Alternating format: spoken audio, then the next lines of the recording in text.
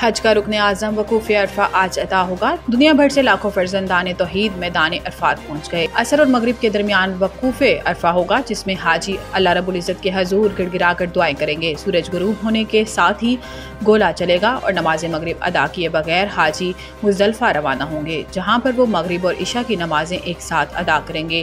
رات کھلے آسمان تلے گزارنے کے بعد حاجی نماز فجر ادا کریں گے اور طلوع آفتاب کے ساتھ ہی منا میں اپنے خیموں کی طرف لوٹ جائیں گے۔ رمی جمعرات کریں گے، بڑے شیطان کو 7 کنکریاں ماریں گے، قربانی کریں گے۔ حجاج کرام حلق کرانے کے بعد احرام کھول دیں گے اور عام لباس سے بے تن کر لیں گے۔ 11 ذی الحج کو حجاج کرام تینوں شیطانوں، چھوٹے، درمیانے اور بڑے شیطان کو 7 کنکریاں ماریں گے۔ رمی جمعرات کے بعد حجاج کرام طواف زیارت کے لیے خانہ کعبہ جائیں گے۔ 12 ذی الحج کو زوال آفتاب کے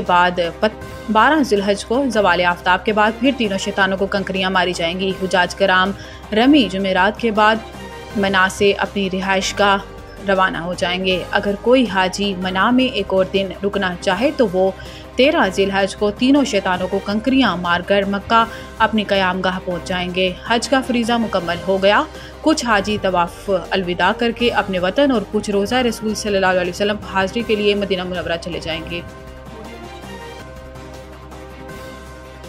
سلامتی کونسل میں غزہ جنگ بندی قرارداد ویٹو ہونے سے بہت خطرناک پیغام جائے گا۔ پاکستان کے مستقل مندوب عاصم افتخار نے سلامتی کونسل میں خطاب کرتے ہوئے کہا کہ غزہ میں 54,000 سے زائد فلسطینی شہید ہو چکے ہیں، جن میں خواتین اور بچے بھی بڑی تعداد میں شامل ہیں۔ انہوں نے کہا کہ غزہ میں اس وقت سنگین صورتحال ہے اور قرارداد کے ویٹو ہونے سے بہت خطرناک پیغام جائے گا۔ پاکستان کے مستقل مندوب نے کہا ہے کہ غزہ میں جنگ بندی کے لیے اور کتنا وقت چاہیے؟ زمین پر غزہ کا حال جہنم سے زیادہ برا ہے۔ عاصم افتخار نے کہا کہ 24 گھنٹے میں 100 سے زائد فلسطینیوں کو شہید کیا جا چکا ہے۔ اسرائیل غزہ میں جنگی جرائم اور نسل کشی کا مرتکب ہو رہا ہے۔ پاکستان کے مندوب عاصم افتخار نے مزید کہا کہ خوراک کے لیے غزہ میں شہریوں کا قتل ہو رہا ہے۔ غزہ میں قتل عام بند ہونا چاہیے۔ شہریوں کو جینے کا حق ہے۔ پاکستان فلسطین کی سیاسی اور سفارتی حمایت جاری رکھے گا۔ جنگ میں بھارت کا تماشا دنیا نے دیکھا، رافیل ایسے گرے جیسے چڑیا گرتی ہے۔ اقوام متحدہ کے دورے پر گئے پاکستانی وفد میں شامل وزیر موسمیاتی تبدیلی مصدق ملک نے گفتگو کرتے ہوئے کہا کہ جنگ میں بھارتی رافیل ایسے گر رہے تھے جیسے چڑیا گرتی ہے۔ انہوں نے کہا کہ روایتی جنگ میں بھارت نے ایسی مار کھائی کہ دنیا نے تماشا دیکھا۔ بھارت نے پاکستان پر حملہ کر کے دنیا میں اپنی سب کی کرائی۔ پہلگام واقعے کے بعد ہم نے غیر جانبدارانہ تحقیقات کا کہا، جس پر بھارت نے کہا کہ جنگ کریں گے۔ وفاقی وزیر کا کہنا تھا کہ بھارت کو ہمارے پائلٹس اور ہماری ٹیکنالوجی نے مارا ہے۔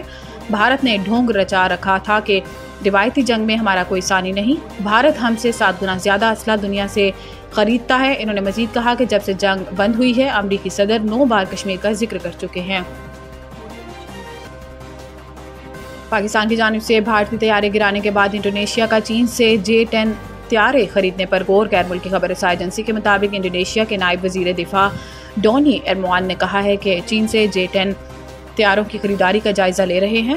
انہوں نے کہا کہ پاکستان کی جانب سے J-10 طیارے سے بھارتی طیارے مار گرانے کو مد نظر رکھیں گے۔ نائب وزیر دفاع انڈونیشیا کے مطابق ہماری چین کے ساتھ بات چیت ہوئی ہے اور اس نے ہمیں صرف J-7 طیارے ہی نہیں بلکہ بحری جہاز، ہتھیار اور دیگر پیشکش بھی کی ہے۔